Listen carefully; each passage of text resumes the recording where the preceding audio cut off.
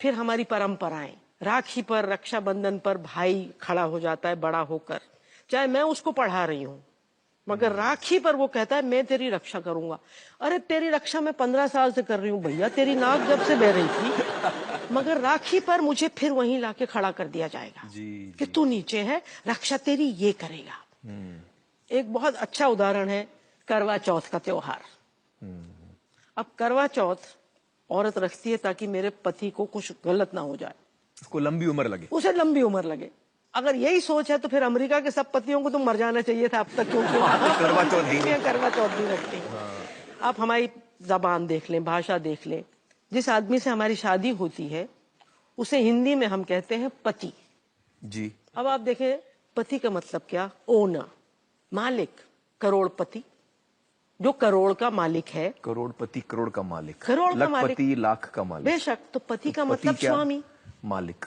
और लॉजिकली आप देखें कि अगर एक स्वामी है तो लॉजिकली दूसरा क्या है, दास है। आपकी जबान में हस्बैंड वाइफ के रिश्ते के लिए कोई और दूसरा लफ्ज ही नहीं है, तो भाई क्यों ना मारे, वो मालिक है और मार के उसको ठीक जगह रख सकता है। तो इस सोच को कैसे बदलें? देखो, जहां तक औरतों के सोच को बदलने की बात है, हम लोग बहुत सालों से उस पर काम कर रहे हैं। पिछले 15-20 साल से मेरी तो जो खास चीज है वो ये है कि अब लड़कों और मर्दों को बदलना होगा, क्योंकि मारता कौन है, मर्द। ज्यादा हिंसा कौन करता है समाज में, मर्द।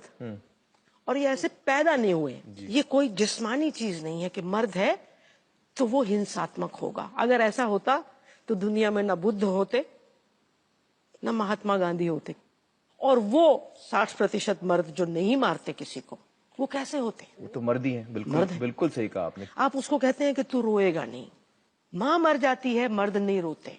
उनको लगता है ये उनकी मर्दानगी की, मर्दानगी के खिलाफ। आप अच्छा, मैं बहुत रोता हूँ, मैं आपको बता दूं। तो आप पूरे मर्द नहीं हो मियाँ, आपको कुछ करना पड़ेगा। मर्द दुनिया की हर चीज पर बात कर लेंगे, मगर अपने ऊपर, खासतौर से अपनी कमजोरी का बयान नहीं कर सकते, क्योंकि मर्दानगी का मतलब है कमजोर न होना। मैं ये समझती हूँ कि पितृसत्ता मर्दों को डीह्यूमनाइज कर रही है, उनकी मानवीयता छीन रही है, उनकी इंसानियत छीन रही है। तो इसमें मर्दों का भी नुकसान है, बहुत बड़ा नुकसान, बहुत बड़ा नुकसान। मुझे ये बताइए कि अगर किसी औरत को मारा जाता है तो वो क्यों सह लेती है, वो क्यों फर्म स्टेप नहीं लेती? जिस कुएं से मर्द पानी पीते हैं उसी कुएं से हम औरतें भी पानी पीती हैं। तो अगर मर्द पितृसत्तात्मक है तो हम भी पितृसत्तात्मक हैं, क्योंकि हमें भी तो यही सिखाया है, हमारे मजहब ने यही सिखाया है, हमारी संस्कृति ने यही सिखाया है, परंपरा ने यही सिखाया है। तो हम भी ये समझती हैं कि हम कमतर हैं। तो मैं यही मानती हूँ कि दोष मर्दों या औरतों का नहीं है, दोष पितृसत्तात्मक सोच का है, जो हम सब के अंदर है। इसीलिए बहुत अधिकतर औरतें चुपचाप सह लेती। बिल्कुल। मुझे बताइए कि ये हर तबके में होता है? मिडिल क्लास में शायद ज्यादा होता है, क्योंकि मिडिल क्लास में औरत को बोझ समझा जाता है।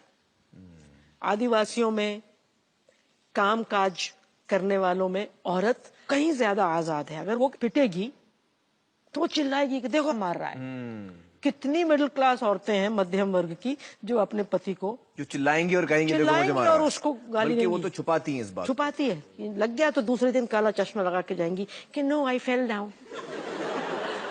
कई औरतें कहती हैं कि वो तो मुझे प्यार करता है, तो वो प्यार में मुझे मार रहा है, चूंकि वो मुझे प्यार करता है वो मुझे मार रहा है। ये क्या सोच है? तो फिर इसका मतलब है कि हम तो मर्दों को बिल्कुल प्यार नहीं करते, क्योंकि हम उनको पीटते नहीं है सुबह से शाम तक। तो अगर तुम प्यार करती हो तो उतना ही मारो जितना पति तुमको मारता है, तब तो उसको समझ में आएगा कि भैया मैं प्यार करती हूँ तुमसे। बिल्कुल।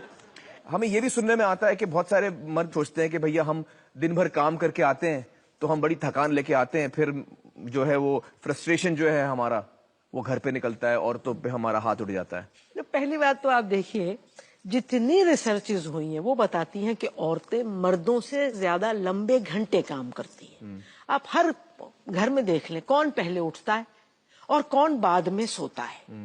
तो औरत मर्दों से 5, 6, 7 घंटे ज्यादा काम करती है हर जगह। ये इंटरनेशनल लेबर ऑर्गेनाइजेशन की वो है रिसर्च।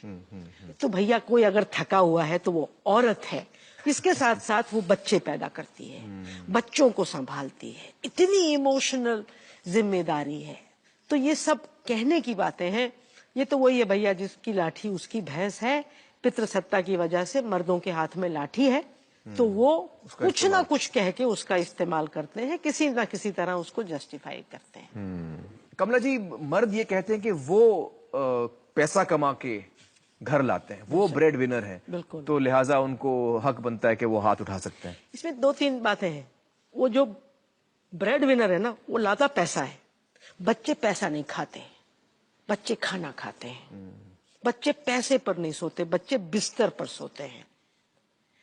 तो औरत उस पैसे को खाना बनाती है, उस पैसे का बिस्तर बनाती है। तो मर्द और औरत दोनों मिलकर जब काम करते हैं तब परिवार चलते हैं। दूसरी बात, ये औरत की मेहनत है जो मर्द को दूसरे दिन काम पर जाने के लायक बनाती है।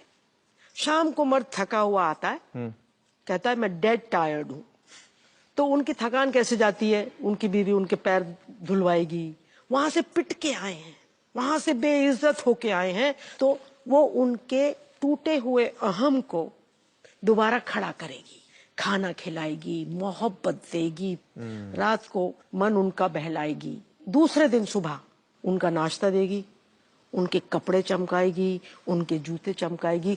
तब वो एग्जीक्यूटिव अपनी नौकरी पर जाएगा या वो मजदूर अपनी नौकरी पर जाएगा। तो औरत के इस काम के बिना मर्द नाकाम है। मैं लोगों से अक्सर अपनी वर्कशॉप्स में पूछती हूँ कि पितृसत्ता का उल्टा क्या है? आप बताएं, पितृसत्ता का उल्टा क्या है? पितृसत्ता का मातृसत्ता। मातृसत्ता टोटल गलत, जीरो मिला आपको। जीरो मिला मुझे। देखो, पितृसत्ता का उल्टा मातृसत्ता हो ही नहीं सकता, क्योंकि अगर पितृसत्ता गलत है तो मातृसत्ता भी गलत है। मातृसत्ता भी गलत है। बिल्कुल सही। तो पितृसत्ता का उल्टा है बराबरी। तो रियली मैं ये मानती हूं कि ये जो लड़ाई है, ये औरत और मर्द के बीच की लड़ाई है ही नहीं। ये दो मानसिकताओं के बीच की लड़ाई है। एक सोच कहती है पितृसत्ता बेहतर है, और दूसरी सोच कहती है कि दोनों एक ही है, बराबरी बेहतर है। दोनों बराबर है, बराबरी बेहतर है, बराबरी बेहतर है। बिल्कुल सही। जब तक घरों में बराबरी नहीं होगी, सच्ची मोहब्बत नहीं हो सकती। तो सच्ची मोहब्बत के लिए जरूरी है पति देवों को बाहर भेजा जाए, जीवन साथियों को अंदर लाया जाए।